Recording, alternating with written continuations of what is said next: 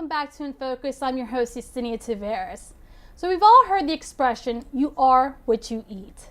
The gentleman we're about to meet takes that expression, adds his passion for eating healthier, and comes out with the Wilmington Green Box.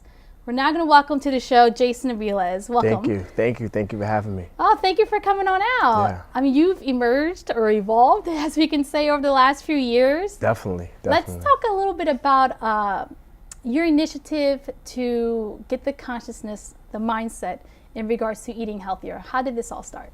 Yeah. Well, basically, it started out of acknowledging a void here that exists in Wilmington, particularly central downtown Wilmington area. And in fact, over 65% of Wilmington is categorized as a food desert, which means that people that live in these areas live more than a half a mile away from a grocery store. So we understand access as being an issue. You know, if you live in an area where you don't have access to these things, it's going to be very difficult to incorporate more healthy, items such as fruits and vegetables in your diet. And it amazed me, being born and raised from the Bronx in New York City, that in a central downtown area, we just didn't have access to these things unless you were able to hop in your car and drive over the bridge more than a half a mile away. So it really just started out of just acknowledging that problem. And then myself and my business partner, John Naughton, saying, what can we do about it? Where do we start? Where does this kind of begin to kind of create a solution for this issue? Okay, so that's how the Wilmington Green Box came about. You saw the need for making sure that inner city youth and just your working individual here in the city has access to nutrition. Yeah, and we believe that when solving problems, there's ways that we can solve issues while creating a win-win scenario. And Wilmington Green Box was created with that intention. How do we create a solution to this problem, but at the same time help create solutions for other problems that exist? And we did that by training, employing, and educating at-risk teams from local community, and had them run 100% of the daily operation of the project, which teaches them entrepreneurship skills as well as employment skills. So that way they can be able to kind of take these skills and talents that they acquired through this experience and be able to integrate it into their own passion, their own vision. And at the same time, be able to directly provide people with access to different healthy goods, such as cold pressed juices, smoothies, side salads, fruit salads, and fresh fruits and vegetables. Now, Jason, let's dig a little bit deeper. Yeah, absolutely. Yeah. So I don't want to say that the city of Wilmington doesn't provide nutritional food, but from your experience, has it been a challenge to really educate inner city youth on the importance of nutrition and the good things to eat, as opposed to buying a $2 soda bottle around the corner? Yes, like, absolutely. What has your experience been? It was difficult at first, but I will say this. What I found is that when you do properly educate people on the true benefits of these foods and the benefits that they have, not just on your body, but on your mind and on your life as a whole, it slowly starts to make sense why I need to start incorporating these different foods, into my diet. And it wasn't just children or youth that weren't aware of these foods, because access affects everyone. That's right. So, there were adults. I had an instance where we were bringing a cold press juice into a barbershop, and I had an older gentleman, probably roughly in mid-30s, explain to me that it was impossible for carrots to make juice. And whatever I told him, he could not believe that carrots could make juice. And we were selling this this juice that we now sell called Sunrise, which has pineapples, oranges, carrots, and ginger. It's delicious, by the way. It is delicious. My favorite. And absolutely no additives, no sugars, just fruits and vegetables in it. And he said, this is impossible. There's no way. I left that barbershop, went home, and recorded myself juicing carrots into juice. And went back to the barbershop, and I showed him that. And he was fascinated by this ability to make juices out of vegetables, which he thought had absolutely no water or juice content in it. This is what we were up against, year one, 2016. But again, through creating a safe space where people don't feel intimidated, nor don't they feel lesser than what they are, and slowly kind of educating them, and then having a product that tastes delicious, it has really kind of helped bridge that gap, that education gap. And information definitely changes situations, and this is Absolutely. one of those incidents. Yes, yes. And so take us back to the beginning of the Wilmington Green Box, and then we'll go into where you're located now. But take us to the beginning, because from my understanding, you started with a push cart. Yes, yes, yes, yes. And what's even more radical than us starting with $450 in a push cart was the fact that this push cart was an old wooden box that we found in a Victorian home that served as an ice box. Back in the day, before there was an abundance of electricity, people would get these highly insulated boxes and they would store their meats in the basement where it was cooler. And we found this box. It was not in so good condition. And we had that vision immediately right then and there to say, what if we put some wheels on here, redecorated it, polished it, revamped it, and turned this into kind of like our means of bringing these different goods directly to people versus them coming to us through a storefront. And that's exactly what happened. We received the first micro grant from BPG for $850, which gave us the funds to be able to totally revamp this box into a cart. And we hired our first teen, Emmanuel, which was 14 at the time. And with this push cart, myself, Emmanuel, and some other volunteers, we went into different areas of the community for the first time, brought these goods to people that had never heard of them because they didn't exist. That's right. And now you're located right on Market Street. Yeah. I mean, after our first year, the demand increased dramatically. And what we found was that people, in fact, wanted access to more healthier goods because it didn't quite exist in this area. And, you know, with an increase in demand, we tried to come up with creative ways to fulfill that demand. And one opportunity that we've seen was this dormant, neglected green space right on Market Street, right between 4th and 5th Street.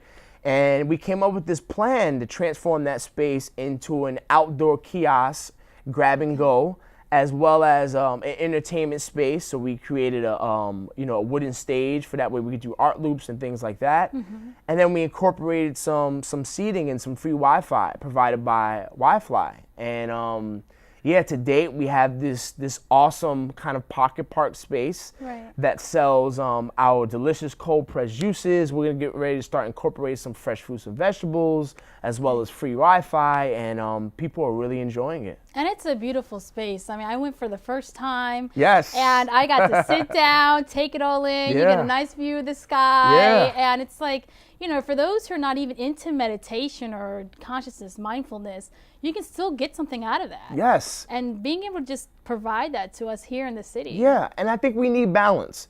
You know, I think the city of Wilmington is known for its corporate engine. And at the same time, in order to keep that engine going, we need to make sure that we're incorporating more time, you know, for ourselves. And in the park, the pocket park is exactly that. You know, people just come and kind of just hang out. We have this really cool kind of rocker chair that you can kind of lay up in. That's my favorite. Yes, you can kind of lay up in the sun with a cold pressed juice and still be able to do some work, you know, from your laptop because we have that free Wi-Fi. That's right. So it has those different elements that we kept in mind to kind of make it that much more suitable for this area. And the fact that you refurbished the area, you kind of put your own little touch to it. Yes. That blew me away. Yes. There's like a little painting up there. Can you tell us a little bit about that? Is it like an icon, or is it to resemble one of the youth that actually is employed by you? Yeah, so one of the things that we tried to do when we created this outdoor kiosk space was partner with as many different local community organizations, artists, and entrepreneurs as possible. Okay. And for this project, we reached out to Smash Label, who has a history of doing multiple murals across the city of Wilmington.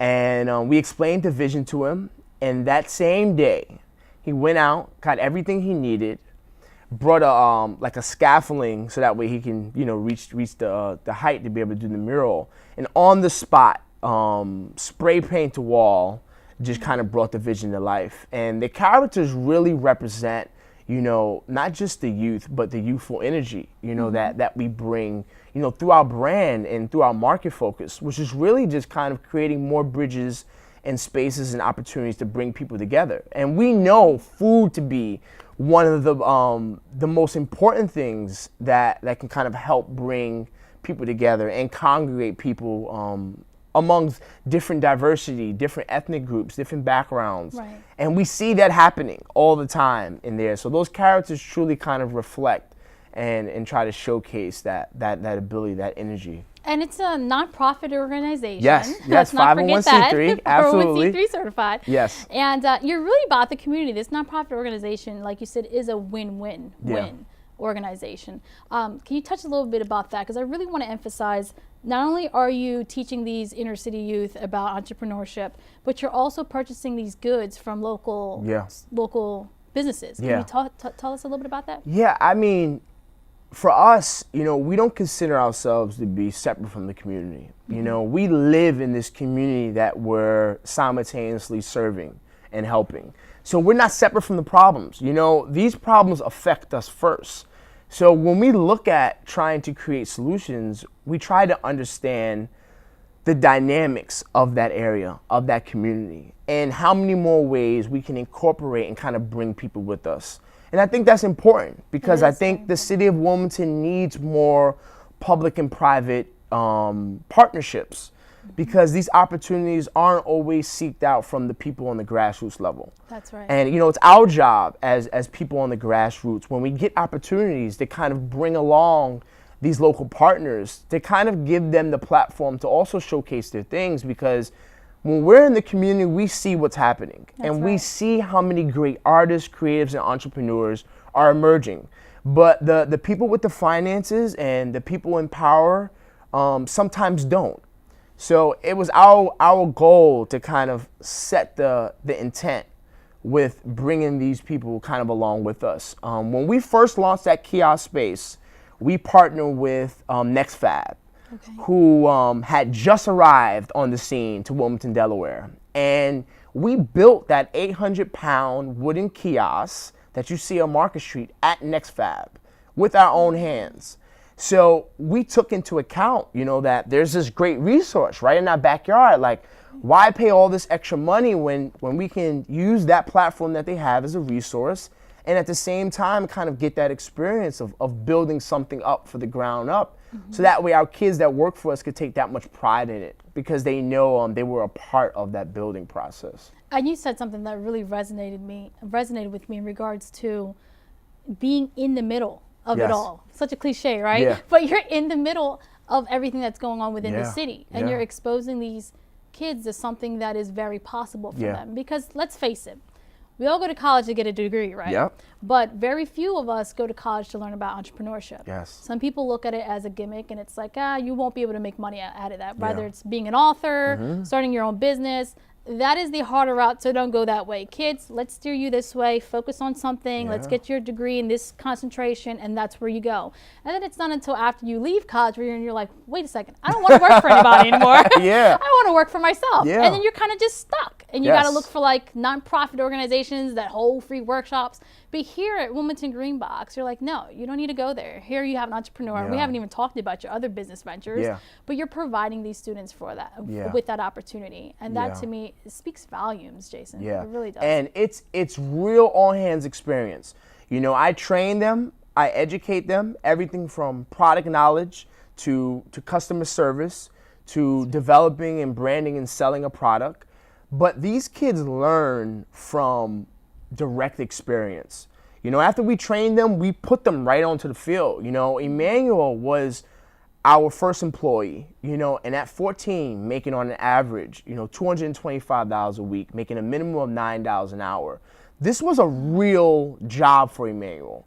And his first year was tough, getting behind a product and selling it in front of people that may not even, look like him, talk like him, act like him, dress like him, can be quite intimidating, but with our support and our guidance, he became the poster child of Wilmington Green Box, like overnight. People paid me no mind, and they would go right to Emmanuel because he's extremely charismatic, and through kind of building that confidence through experience, you can tell that he felt connected with the brand, and that was because we we learned his family. You know, we talked to his mom, we talked to his dad. After working, I drop him off at his grandparents' house. And it's important that he becomes, you know, an ambassador of his own, because when he goes back into the community, now he becomes kind of like a role model for other youth that live in these neighborhoods to kind of strive to do something differently with themselves. I like that, Jason. You definitely don't get that working for someone else in this type of environment. The fact that you reached out to his family and got to know them, that speaks volumes. I mean, let's face it, you don't get that in the working world. So that kind of push really will take him a long way.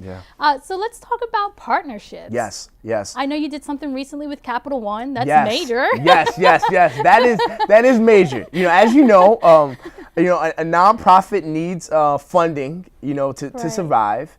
And, you know, we built Green Box with this model that could create a more sustainable approach. You know, having a product really helps. And Capital One has really stepped up to a plate. And, you know, when funders really weren't kind of believing in us because we weren't yet kind of widely available or established, you know, Capital One really gave us a chance, you know, giving us our first grant. And now we're launching our first ever crowdfunding campaign on July 30th, and Capital One has initiated a challenge where every dollar that you donate, Capital One will match up to $15,000. That's awesome. You know, so if we could raise $15,000 on our own, Capital One would match that with an additional $15,000. And that's huge. You know, we still consider ourselves the little guys, you know, in the city. So partnerships like that, partnerships like NextFab, those really help. We just met with Highmark. They're looking to really help us out too as well. So we're reaching out to just about everyone and anyone at this time to get some help. And how does that work? Do you have a support team? I know there's 2 other guys that are with you at Wilmington Green Box. I don't want to leave them out. So let's talk a little bit about how important it is to have a strong foundation. Absolutely important. You know, as a nonprofit, we have a board. We have a very active board. You know, we have a treasurer. We have a grant person. And that helps with the behind the scenes. But, you know, John Nutton has a background of really being hands-on. And I'm not a hands-on person. I'm a people person. I mean, when it came time to building that kiosk, I had to get dirty. But I'm the people person. I'm the talker. John, you won't see him, you know, too much kind of like in the mix because he doesn't talk. But when it comes to building and designing and really being part of the operation, he takes full lead in that. And we understand our strengths and our weaknesses. So as a team, we work together. James Thompson, for an example, he owns his and works for his own CAD company. And he helps out with a lot of the designing and the creative process of kind of coming up with these concepts.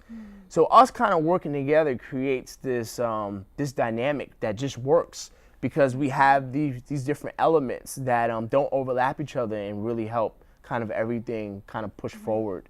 So yeah.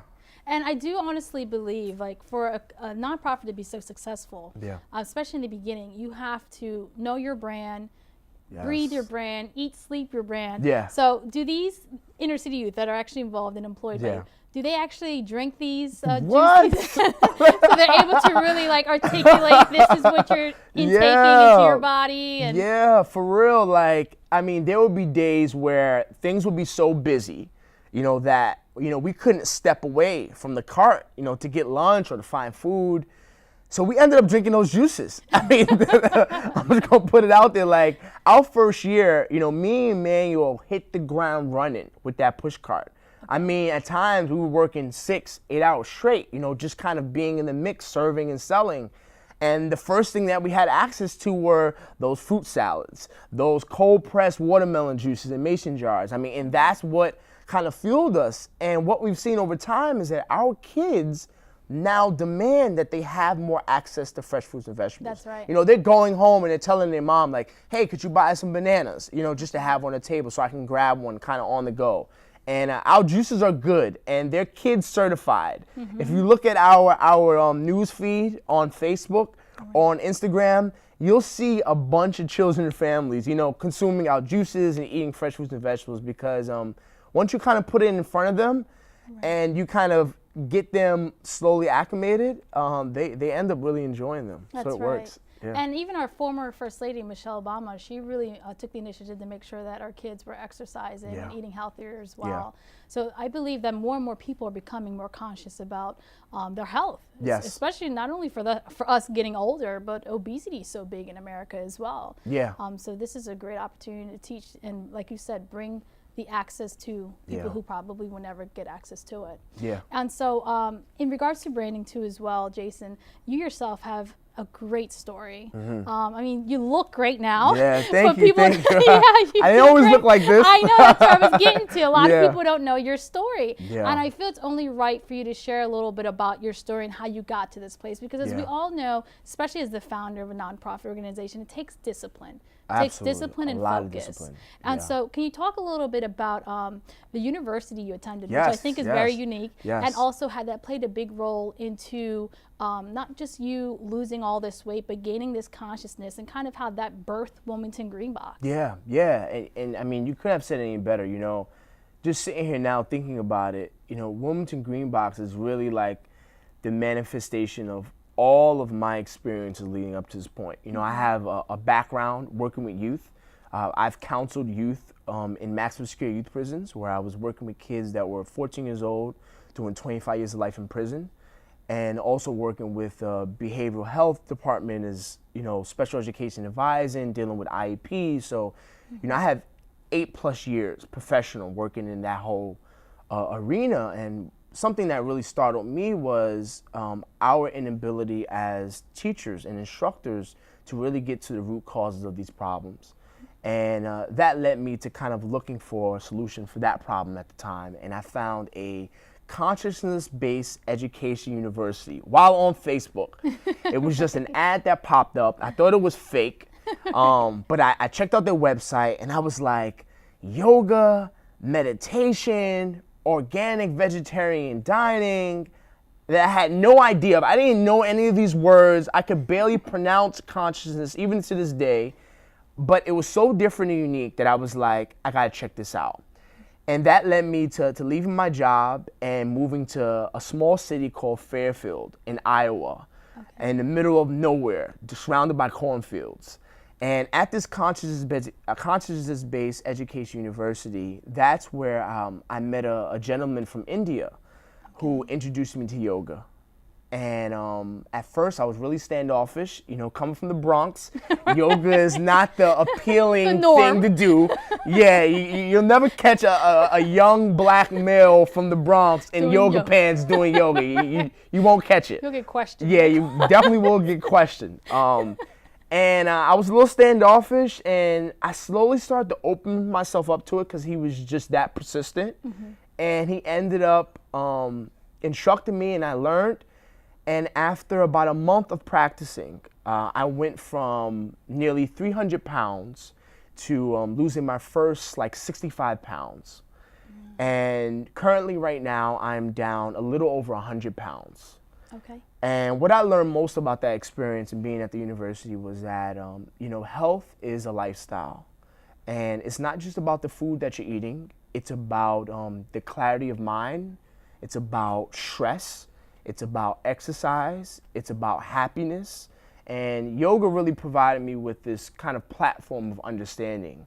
So I could be able to acquire the tools and the knowledge to help kind of facilitate, you know, this process. And after graduating in 2014 with a custom bachelor's degree that I created in youth development and social change, I came to Wilmington, and I started to see the community through kind of a different lens. And that's when I really started to begin to kind of see the problems that exist. And Wilmington Green Box was an opportunity to kind of incorporate all these different elements that I found to be important for us to address as a community, as far as, you know, youth and crime and food and health and development. And, you know, here we are now, years later, with this, you know, great organization with an awesome mission and vision. And it's all happening. And it still fascinates me to this very day that we're here now and that I've come so far along, because it's been a journey, and it hasn't always been easy. It's been difficult at times. And I was just going to say, you made it very clear that it is a journey. Yes. People sometimes get on these fast diets and they're like, I'm going to hurry up and lose some weight because I want to look good in 3 months. Work. It is a journey, Yeah. like anything else. So as you're growing in your personal journey to maintain your consciousness and eating healthy, how have you been able to translate that into growing Wilmington Green Box? Like, what are some of the challenges and some of the great things that you've been able to see here in the city of Wilmington? Yeah, that's a very good question because that's exactly where I am in my life. And I would say this, that I think there was one thing I had to take away from everything, doing business and my personal life. It's that simplicity is beauty. And I think what we find ourselves trying to do in Wilmington Green Box ultimately is how can we continue to be effective, but also be as efficient as possible. Right. And, we do a really good job at being lean, which is, trimming any excess, anything that isn't serving us or isn't contributing to us fulfilling our vision. We really try to kind of leave, to the wayside. Okay. And it's about developing systems. It's about creating ways that we could be able to do things smarter and not harder. And our kids are a part of that learning process too. They teach us as well. We listen to them. They share with us like, how could we sell these juices a little bit more, easier? What are markets that you think that we're not tapping into that we could tap into that need what we have? And we're always asking ourselves, these questions. So in my personal life as well, I'm always asking myself like, how can life look that much more simpler? And at the same time, how could that remain effective?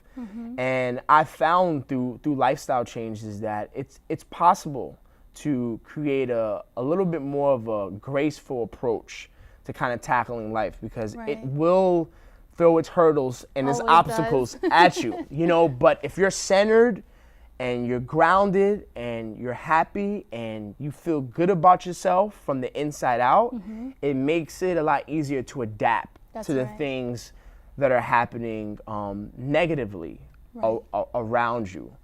And so Jason, it's a process. It's definitely a process, and you don't know where or how far this will take you. I mean, one day you might see Wilmington Green Box juices in the lunch lines when kids are going to school. You never know, because not every kid likes to drink milk. And I know for my daughter, she's allergic to milk, so already that's off the menu, So maybe that could be a future venture. I think so, and it's scary when you mention that because I'm like, big, right?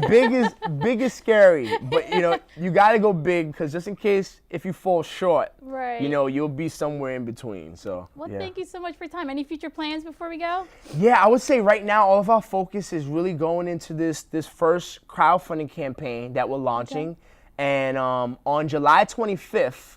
We're partnering with Margot, which is a new French restaurant here in Wilmington on Market Street, to do our first guest bartenders fundraising event, where we're going to bring local community leaders and members to kind of help serve it up and collect tips as contributions towards Green Box, and then we'll go full-fledged into the crowdfunding campaign. So our focus is there right now, and we hope that we can kind of bring people together around us and help kind of support us continue to move forward.